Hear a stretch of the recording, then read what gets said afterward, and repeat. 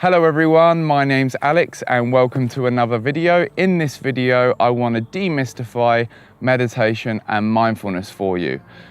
Presence is another word for meditation which gets used a lot, and to be honest, I prefer it because mindfulness, we start to think that it's about our mind being full, which is obviously not what we want.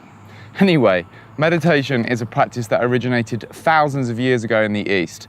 Now it permeates cultures throughout the entire world, and there are many different styles of meditation and forms of meditation practiced today. For many people, it's a path to spiritual realization.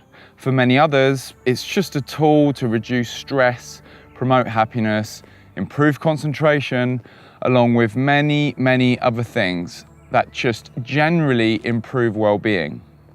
The thing is, it's known for all of these amazing things, right? We hear about stories of people who meditate frequently and they're supposedly very happy for it.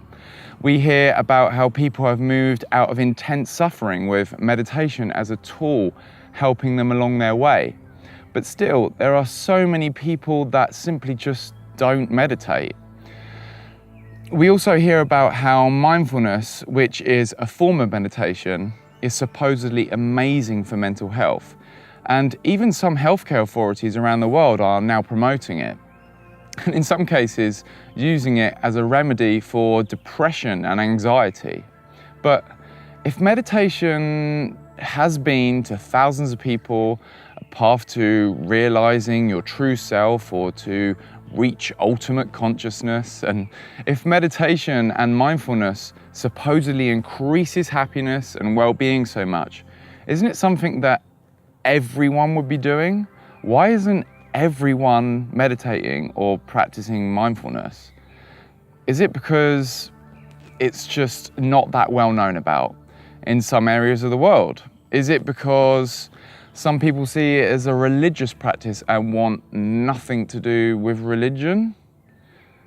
Is it because people often feel they don't have enough time for it? Perhaps often so many of us just don't believe that it's going to help us enough to be worth even looking into it. Or is it because people often think that it's just too hard, or that they're not going to be any good at it? I know people say that a lot. I'm no good at meditation. Perhaps if more people heard from someone how simple it can be, then maybe we'd have a lot more people practicing it. And that's what I'm going to do.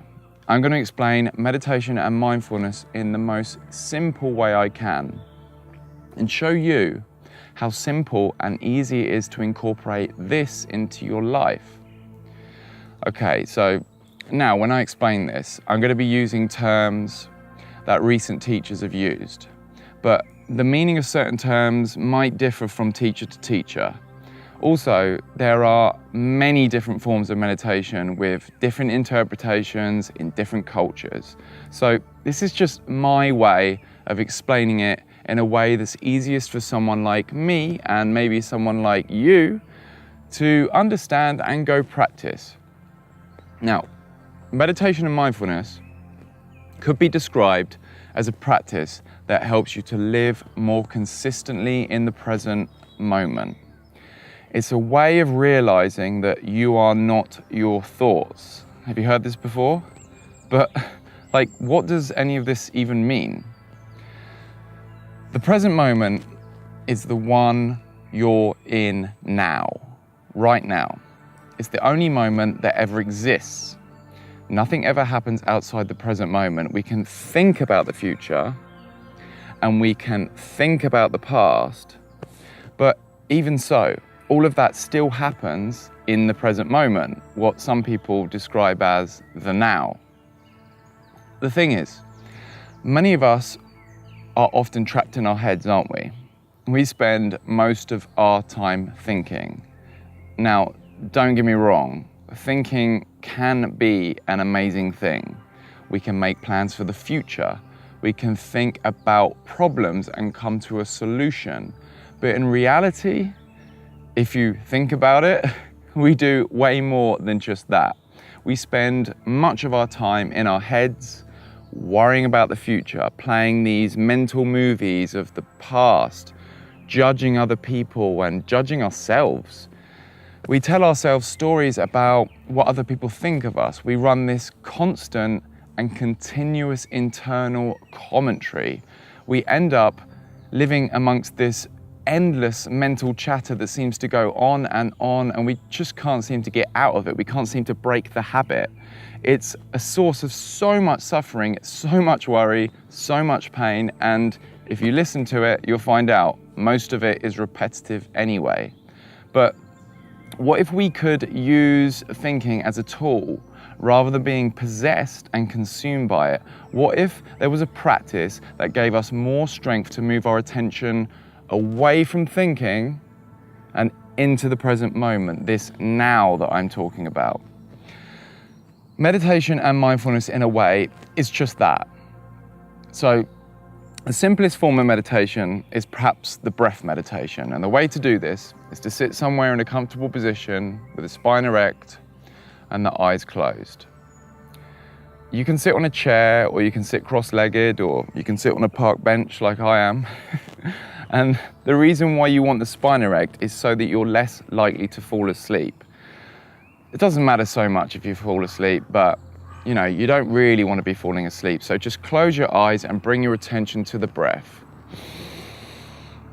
And the breath we're using as an anchor to the present moment. Now, what do I mean by an anchor? Well, being aware of your breath keeps you anchored in the present moment, because when you're aware of only your breath, you're not lost in thought, right? If you're new to meditating, you're probably going to sit there, become aware of your breath, and after maybe a few seconds, you start thinking about something, and the next thing you know, you're off on one. You're lost in thought. All you have to do is, once you've realized that's happening, bring your attention back to your breath. And to be honest, in the beginning, right at the very beginning, even if your mind wanders a bit, that's not the end of the world. Perhaps you do that. Perhaps you bring your focus back to your breathing, only for a few seconds later to start thinking again, and you're lost in thought again. The real trick is just to be okay with that, to forgive yourself and simply repeat the process of moving your attention gently back to your breath. The key word here is gently, back to the sensation of your lungs moving up and down and the air moving through your nose. Imagine this, right? Imagine you're lifting weights and you do a bicep curl. Every time you do a curl, you're getting stronger and stronger over time, right? And because you're getting stronger, you're able to lift the weight easier. It's a similar thing when it comes to your attention. Every time you move your attention away from thought and back to your breath, you're strengthening this ability to do so. Even if you drift into thinking for 20 seconds, 30 seconds, maybe even several minutes, maybe 10 minutes, or even longer, and then you remember to bring your attention back to your breath. Every time you do that, you're strengthening your ability to live in the present moment. There are actually changes that happen in the brain whilst you're meditating. And with time, you'll get better and better at doing this. Perhaps when you start, you'll only be able to hold your attention on your breath for just a few seconds before drifting back into thinking. And trust me, you'll be thinking about the noise coming from the neighbors, what your colleague said to you, what's for dinner, or whether you're even like, am I meditating right? That's okay. Every time you remember to do so, just bring your attention back to the breath. And every time you do that, you're strengthening these neurological connections in your mind that will allow you to do this consistently. Those couple of seconds where you're aware only of your breath will turn into several seconds and eventually turn into minutes.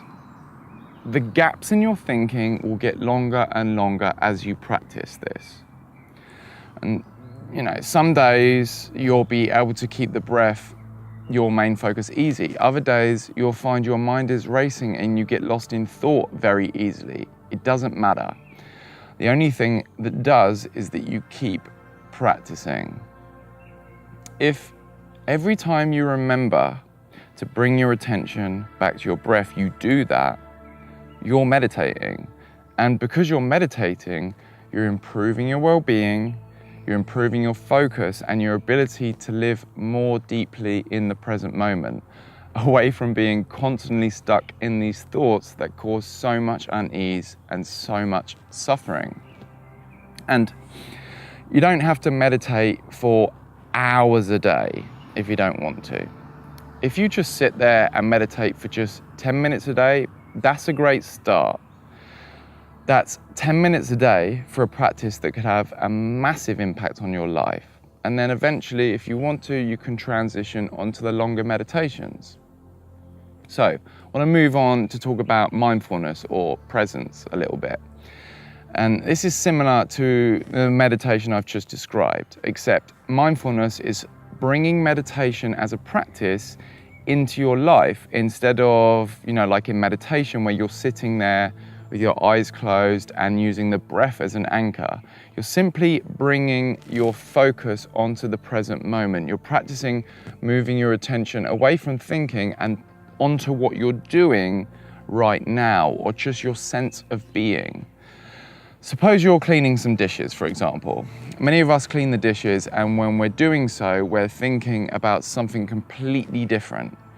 With mindfulness, you bring your attention to what you're doing in the present moment. Maybe you're feeling the warmth of the water on your hands, or you can see the way the bubbles pop, or the sounds of the water, what the sounds of the water, what that sound is, just going into the sound and the sensations are washing up. Perhaps you're walking somewhere, and instead of running this mental commentary along the way, you practice bringing your attention onto what's around you, the shapes, the architecture of the houses, the color of the plants, the feel of the air on your face. You're not labeling everything whilst you're doing this, you're just immersing yourself in the sensations. Your mind is going to come in and say something. It's going to worry about something or judge something.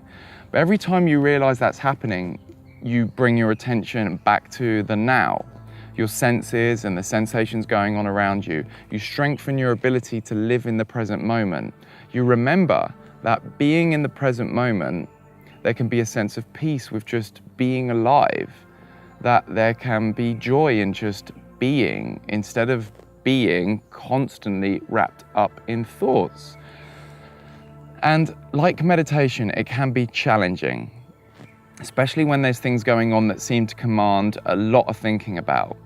Thoughts can be very magnetic, and perhaps, people who have meditated for even years can get lost in them. In fact, I know that they do.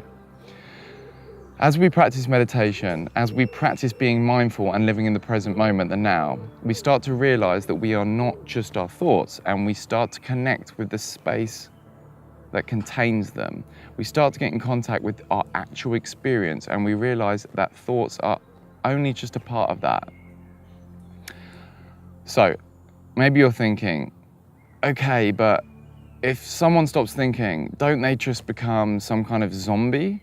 Or don't they lose control of what's happening? I mean, if I stop thinking, what would be left of me? Well, there's no need to worry about that. That you will always be there. You'll still know what you're doing, how to solve your problems, and your memories will always be there if you need them. The reality is, when you're present, you're living in the present moment. And when you're present, you're more you than you ever are. In fact, people who frequently practice meditation and mindfulness often report they gain more innovative ways to solve problems, more clarity, and a greater sense of well-being. I actually find that I come up with more creative insights and better thoughts when I'm present, when the thoughts do come in. But what about emotions? For some people, they come up just as much as thoughts do. Perhaps you're meditating and suddenly some intense sadness or mild sadness or some anxiety suddenly comes over you, along with a load of thoughts about it.